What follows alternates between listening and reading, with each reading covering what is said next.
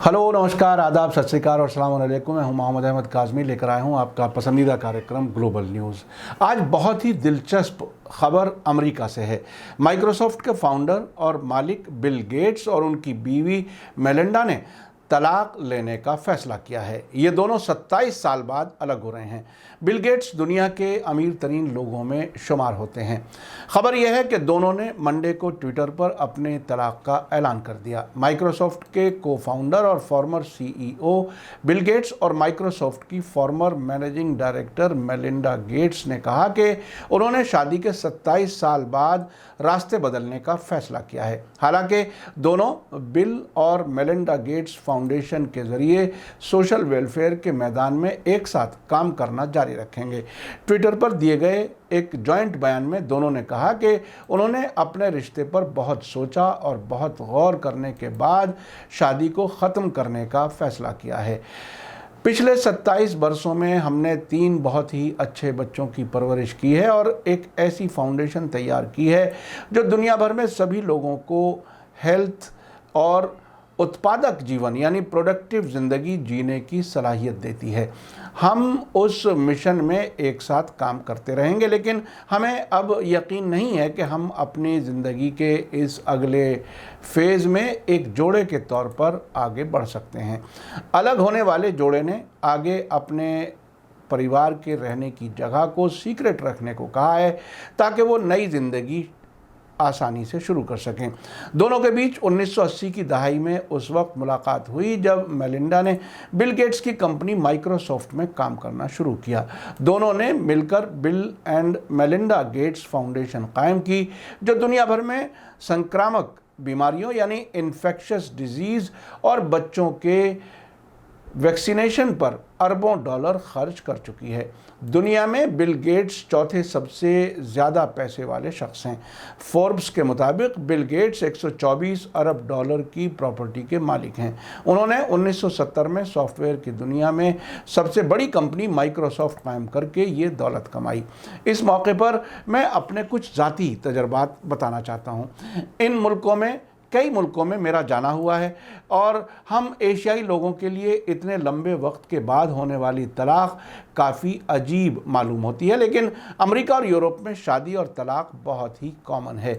मैं उनमें से कई मुल्कों में गया हूँ। मसलन मैं अमेरिका गया हूँ, कनाडा गया हूँ, यूके जिसे ब्रिटेन भी कहा जाता है वो वहाँ गया हूँ, आयरलैंड गया हूँ और बहुत से मुल्कों में मेरे दोस्त हैं, ताल्लुकात हैं और काफ़ी मुल्कों में मेरा जाना भी हुआ है।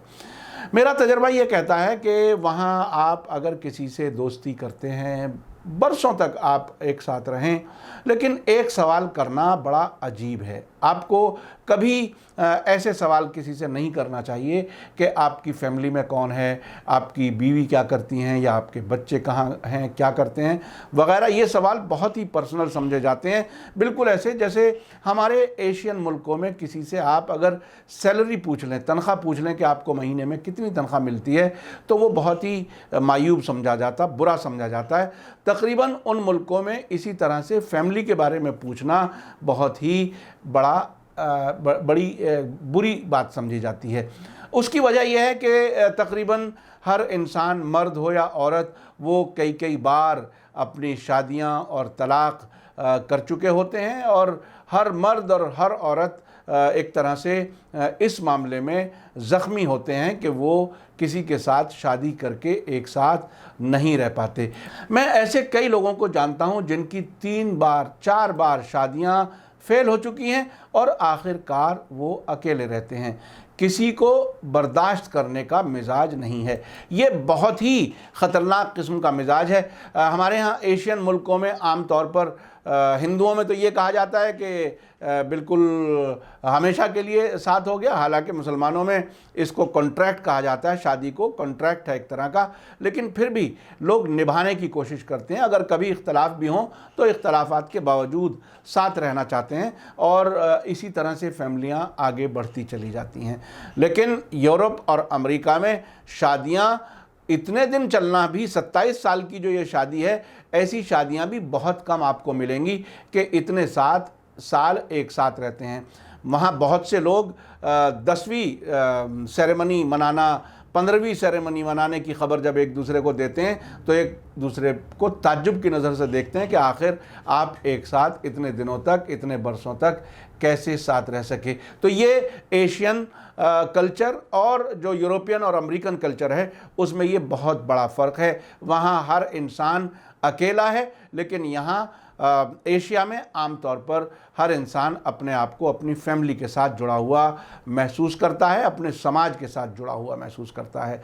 तो इस वक्त ये एक बड़ी ख़बर थी, मैंने सोचा कि आप तक ये पहुंचाऊं, क्योंकि ये एक बहुत ही अहम बात है और ताज्जुब की बात है कि 27 साल बाद अच्छा खासा कामयाब जोड़ा जिसे समझा जाता था वो अलग हो रहा है।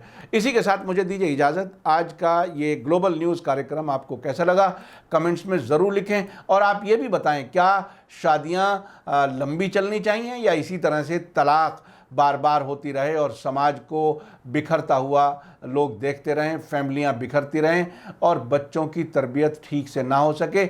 ये एक सबसे बड़ा नुकसान बच्चों का होता है। आप इसको कैसे देख रहे हैं? यूरोप और अमेरिका और एशियन कल्चर में फ़र्क कितना है, कैसा है, आप इसको कैसे देखते हैं? अपने कमेंट्स में ज़रूर लिखें। थैंक यू, धन्यवाद, शुक्रिया। जय भारत, जय हिंद। मीडिया स्टार वर्ल्ड के और वीडियो देखने के लिए हमारे चैनल को सब्सक्राइब करें और सीधे नोटिफिकेशन पाने के लिए बेल आइकन दबाएं। और अगर हमारी खबर सच्ची और अच्छी लगे तो अपने व्हाट्सएप, इंस्टाग्राम, फेसबुक और ट्विटर अकाउंट पर ज़रूर शेयर करें।